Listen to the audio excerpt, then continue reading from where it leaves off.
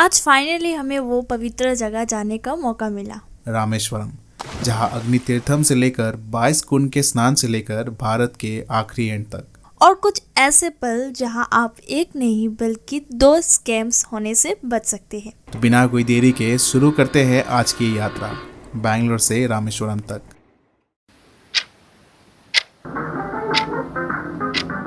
उनके लिए ऐसा जगह बन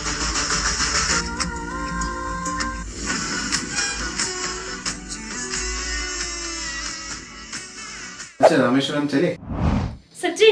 तो ये भी कोई पूछने वाली बात है? मैं तो तैयार हूँ, चलिए चलते हैं। तो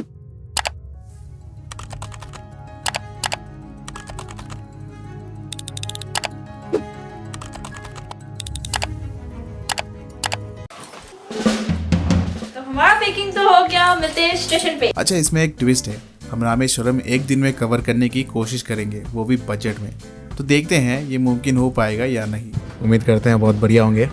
आज हम जा रहे हैं रामेश्वरम और फिलहाल हम इस वक्त हैं बेंगलुरु के एक रेलवे स्टेशन पे जिसका नाम है बनस्वरी रेलवे स्टेशन। और हमारा ट्रेन नंबर है 07355 जो कि है रामेश्वरम स्पेशल ट्रेन। और इस ट्रेन का ख़ास बात क्या है कि ये ट्रेन आपका रामेश्वरम तक तो नहीं जाएगा, लेकिन वो जहाँ ले जाएगा वो रामेश्वरम से लगभग 30 मिनट्स का डिस्टेंस है। तो ये सबसे नियरेस्ट ट्रेन रहेगा रामेश्वरम के लिए। और ये जाएगा आपका रामानाथपुरम और वहाँ से हम फिर ट्रैवल करेंगे रामेश्वरम तक। तो आपने ट्रेन के टाइमिंग के बारे में तो कुछ बताया ही नहीं। हाँ, टाइमिंग की बात करें तो हमारा ट्रेन आएगा लगभग 2:43 को दोपहर के। और हम रामानाथपुरम पहुँचेंगे सुबह के 4:30 बजे। हम भी एकदम टाइम से पहले आकर पहुंच गए। हम नहीं चाहते हमारा ट्रेन मिस हो जाए ना। तो हमारा मिशन है एक दिन में रामेश्वरम एक्सप्लोर करने का। तो देखते हैं जो हमारा ये मिशन है वो सक्सेस होगा या नहीं होगा।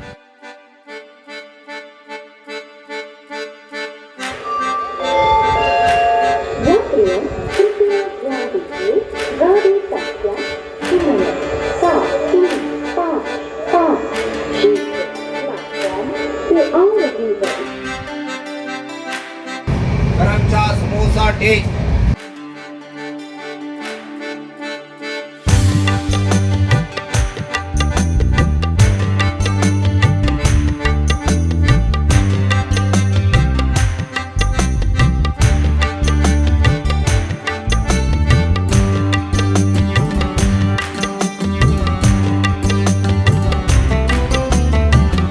तो अगर आप हमारी तरह ट्रैवल कर रहे हो तो साथ में ये सब लेते हुए जाना और साथ में ये सब लेते हुए आना। यार बहुत बहुत ज़रूरी पड़ता है ये सब। आप ऐसे वगैरह यहाँ पे ट्रेन के खाना खाओगे तो बीमार पड़ जाओगे, पर ये सबसे बढ़िया खाना है। घर से बना के ले जाओ, एकदम घर जैसा फील आ रहा है ना। सो अभी हो रहा है सुबह के 3:30 और बाहर का वेदर कुछ ऐसा है। फ़िलहाल अभी हम रुके हैं मदुराई स्टेशन। क्या अजीब अजीब तरह के महीनों में बारिश होता है यार। गुड मॉर्निंग गाइस, अभी हम आप पहुंचे रामनाथपुरम और यहाँ से हमें जाना है रामेश्वरम। तो हम अभी हमारे पास 2 ऑप्शन है, या फिर ट्रेन है या फिर बस है। देखते हैं कौन सा ऑप्शन सबसे ज़्यादा सही रहेगा। तो जैसे हम उतरे रामनाथपुरम से, उतरने के बाद ही हमें पता चला कि ट्रेन यहाँ आने को है जो कि आएगा 4:40 को। हम तुरंत टिकट काउंटर के पास गए, वहाँ से 2 जनरल टिकट कटवाए और प्राइस पड़ा लगभग 35 रुपीज़ पर पर्सन। अभी फ़िलहाल ट्रेन का वेट कर रहे हैं और फिंगर क्रॉस भीड़ ना हो, आराम से जाएंगे और आपको जर्नी दिखाएंगे यहाँ से रामेश्वरम तक का। यहाँ आपको एक ज़रूरी सूचना देना चाहता हूँ, ध्यान से सुनिएगा। रामेश्वरम के लिए ट्रेन प्लेटफॉर्म नंबर 2 में मिल जाएगा। और याद रहे, जनरल बोगी हमेशा इंजन के पास ही मिलेगा। अगर आपको पंबन ब्रिज देखना है तो साइड वाले विंडो सीट पे बैठ जाइएगा, यहाँ से बढ़िया व्यू मिलता है।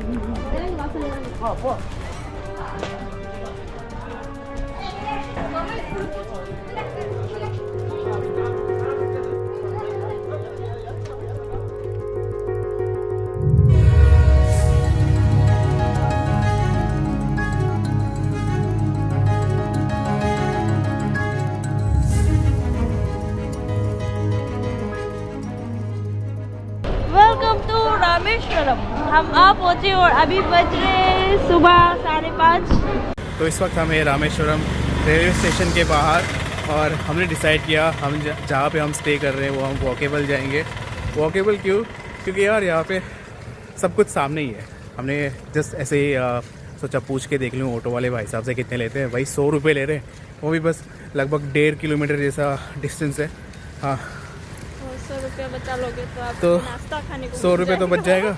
वेल नहीं, मैटर बचाने के लिए नहीं है, मैटर ये है कि डिस्टेंस इतना दूरी नहीं है। अगर आप 50 रुपये बोल देते ना तो हम चले जाते, लेकिन भाई 100 रुपये बता रहे हैं बस 1.5 किलोमीटर के। और लकीली आज बारिश नहीं होगा। मैं इस ख्याल में था कि कहीं बारिश हो जाए, बारिश अगर हो गया तो पोपट आज कहीं घूम नहीं पाएंगे, लेकिन आज भगवान हमारे साथ है। एक फ़नी चीज़ देखोगे लोग ट्रैवल में शू पहन के जाते हैं, हम चप्पल पहन के आ गए। चप्पल पहनने का कारण ये है कि एक तो टेंपल है और काफ़ी बार आपको जूते वगैरह खोलना पड़ेगा। सबसे बेस्ट है चप्पल ले लिए, अब खोलो जितना मर्जी, पहनो जितना मर्जी। अब जैसे कि मैंने पहले कहा था, हमारा मिशन है बजट में ट्रैवल करना। तो हमें चाहिए एक ऐसा होटल जो 1000 के अंदर हो, जहाँ हम फ्रेश हो सकते हैं और थक गए तो आराम भी कर सकते हैं। भाई हमारे चैनल में सब कुछ मुमकिन है। देखिए हम कर रहे हैं बजट ट्रैवल, जितना कम हो सके उतने कम पैसों में हम ट्रैवल कर रहे हैं। और प्लस हमें रात नहीं गुजारना है यहाँ पे। हाँ हमें रात नहीं गुजारना है।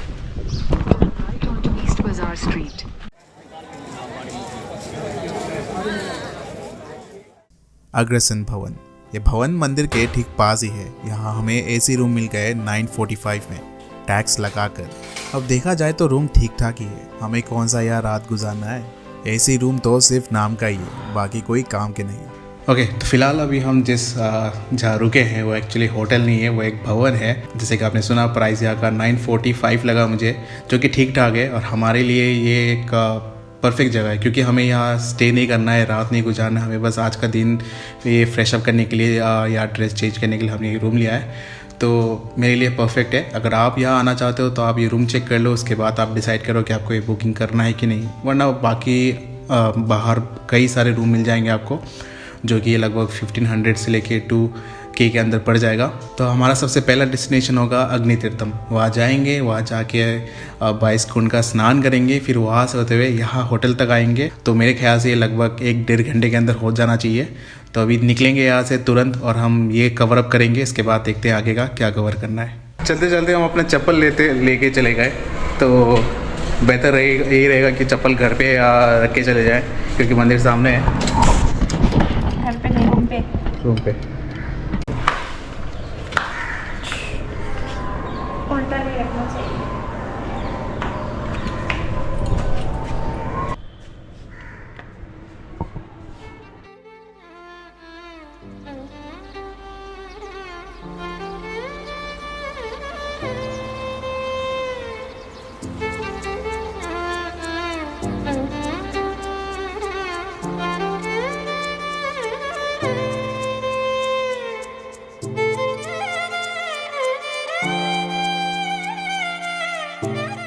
हमारा पहला डेस्टिनेशन होता है अग्नि तीर्थम। इस जगह के बारे में ChatGPT मैडम बताएंगे। मुझे ये अवसर देने के लिए धन्यवाद। अग्नि तीर्थम प्राचीन समय से ही एक पवित्र स्थान माना जाता है। इसे रामायण की कथाओं से जोड़ा जाता है, जहाँ भगवान राम ने लंका जाने से पहले यहाँ स्नान किया था। कहा जाता है कि इस तीर्थ में स्नान करने से पापों का नाश होता है और आत्मा को शुद्धि मिलती है। यहाँ पर भक्तजन खास तौर पर पवित्र जल में स्नान करके भगवान राम और सीता माता की पूजा करते हैं। इसके अलावा अग्नि तीर्थम का इतिहास, संस्कृति और स्थानीय लोगों के लिए एक गहरा महत्व है। ये जगह श्रद्धा, आस्था और आध्यात्मिकता का अद्भुत संगम है।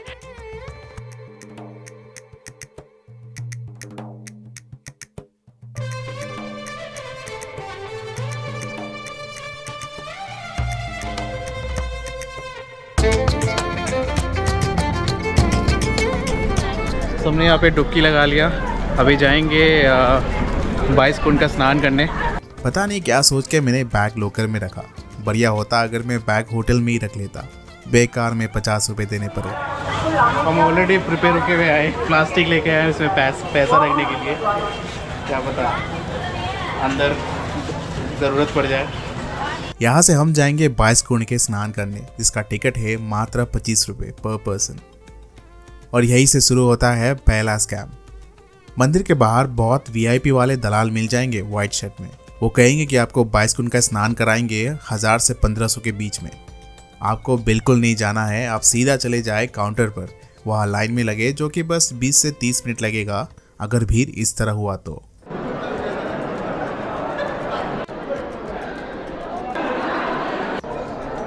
और एक ज़रूरी बात ध्यान से सुनिएगा, यहाँ आपको हर एक कुएं में 2 व्हाइट शर्ट में लोग मिलेंगे स्नान कराने वाले। एक जनरल वाले जो कि हम हैं और दूसरा वीआईपी वालों के लिए। दोनों में एक अंतर है, वीआईपी वाले के गले में होगा एक आईडी बैच। तो समझ जाइएगा इसके पास ना जाए, आपको एक बूंद के छींटे भी नहीं मिलेंगे। और अगर आप वीआईपी वालों में से हो तो आपको ऐसा नहलाएगा जैसे बाप बेटा को नहलाता है। 12 स्नान हो गया, अभी 10 बाकी है। 22 कुंड के स्नान करते दौरान आपको गिनने की कोई ज़रूरत नहीं है। यहाँ साइन बोर्ड मिल जाएंगे जिससे पता लगा सकते हैं हम कौन से सीरियल वाइज में जा रहे हैं। स्नान करने के बाद हम वही भीगे कपड़ों में चले गए होटल, वहाँ चेंज किए और फिर वापस उसी गेट आ गए जहाँ से हमने एग्जिट लिया था। यहाँ एक ऐसा स्पॉट है जो हम मिस नहीं कर सकते, अय्यरम काल मंडपम। अय्यरम मतलब थाउजेंड्स, काल मतलब पिलर्स, मंडपम मतलब हॉल। और इसमें हजारों स्तंभ होते हैं, यानी 1000 से भी अधिक। इन स्तंभों पर बेहद खूबसूरत नक्काशी और मूर्तिकला की कारीगरी देखने को मिलती है, जो इस मंडपम को एक अद्वितीय और ऐतिहासिक स्थल बनाती है। ये जगह वास्तुकला के शौकीनों और श्रद्धालुओं दोनों के लिए एक खास अनुभव है।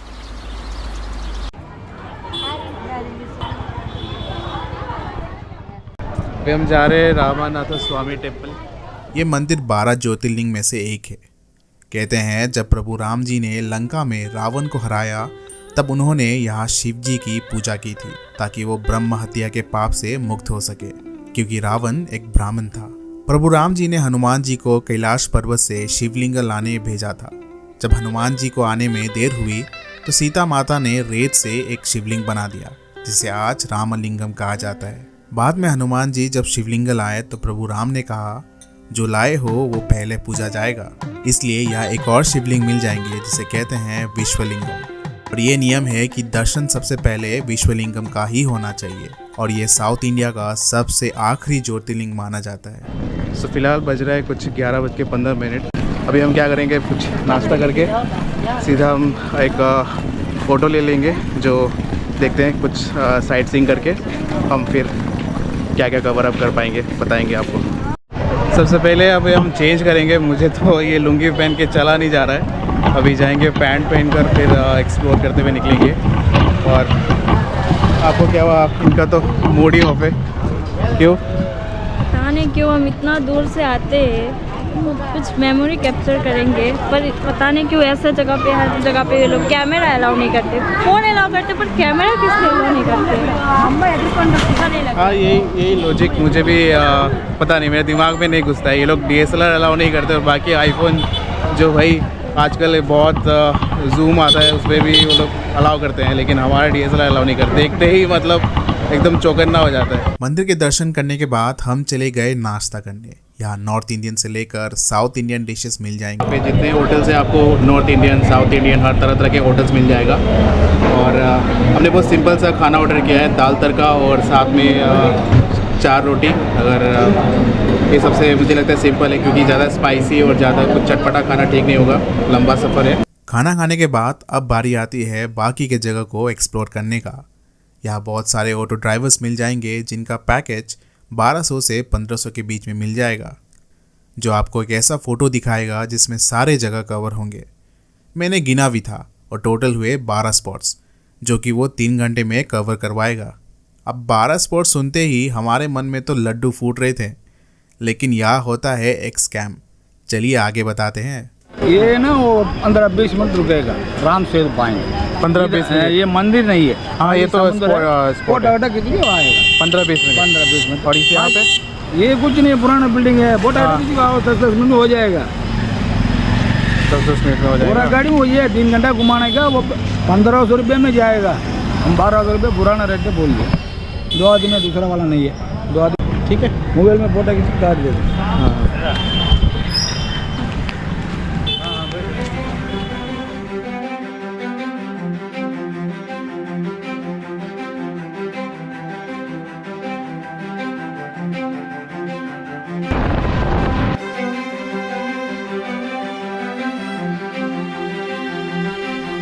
पहली डेस्टिनेशन होता है the last land of India, Dhanushkodi.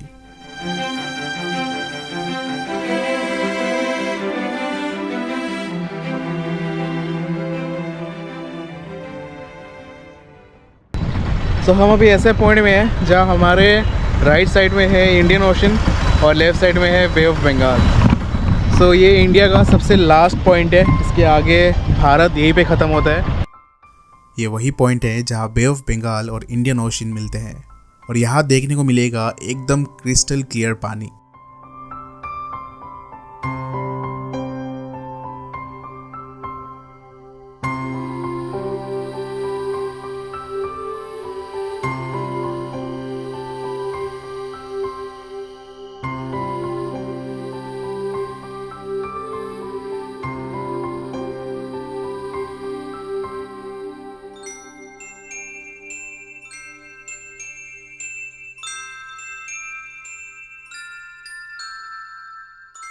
या कुछ 10-15 मिनट बिताते हैं, फिर हमारा सेकंड और थर्ड डेस्टिनेशन होता है धनुषकोटी घोस्ट टाउन और साथ में एक टेम्पल जहां प्रभु राम जी के चरण दर्शन करने को मिलता है।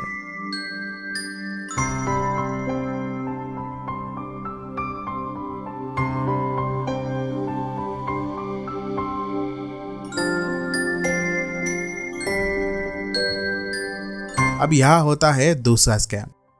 तो जैसे मैंने पहले कहा था वो 12 स्पॉट कवर कराएगा, मुझे लगा ये दोनों एक ही जगह होंगे, लेकिन नहीं।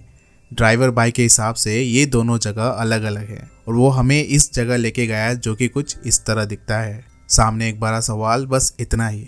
अब यहाँ से चर्च ऑफ धनुषकोटी सामने ही था, लगभग 300 से 400 मीटर। और जब मैंने पूछा कि आपने तो चर्च ऑफ धनुषकोटी दिखाया ही नहीं, फिर वो निकालता है अपना वो फोटो और कहता है यहाँ 2 जगह नहीं बल्कि 3 जगह है और हमारा बात 12 जगह का हुआ था, 13 जगह का नहीं। भाई क्या बताऊं, उस वक्त ना इतना गुस्सा आया था, वो हमें इसके बारे में एक बार भी बताया नहीं। अब आप सोचोगे वहाँ ऐसा क्या खास बात है, तो देखिए।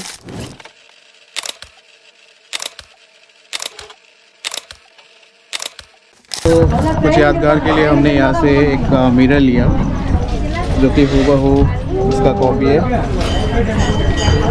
जो कि लगा हमें 180 रुपीज़, काफ़ी ठीक है, फेयर है। फिर हमारा फोर्थ डेस्टिनेशन होता है विभीषण मंदिर। यहाँ फ़ोटोज़ और वीडियोस स्ट्रिक्टली मना था और यहीं से आप राम सेतु के ब्रिज देख सकते हैं। अब बाकी के जितने जगह हैं 5 से 12 जगह, तो वो सब सामने ही थे, एकदम कनेक्टेड। और इन सभी जगह को कवर करने में बस 30 से 40 मिनट ही लगे। हमें एक हनुमान मंदिर में लेके गया जहाँ देखने को मिला फ्लोटिंग स्टोन्स। ये वही स्टोन्स हैं जो राम सेतु बनाने में इस्तेमाल किया गया था। अगर आप मुझसे कहो ये वर्थ इट था या नहीं, वेल अगर एक दिन में रामेश्वरम कवर करना हो तो यही सबसे बेस्ट तरीका है। तो कुछ इस तरह समाप्त होता है हमारा रामेश्वरम यात्रा। आशा करते हैं आपको ये व्लॉग अच्छा लगे। कोई सवाल हो तो कमेंट बॉक्स पे ड्रॉप कर दीजिएगा। मिलते हैं अगले व्लॉग में एक नए सफ़र के साथ। Happy travelling.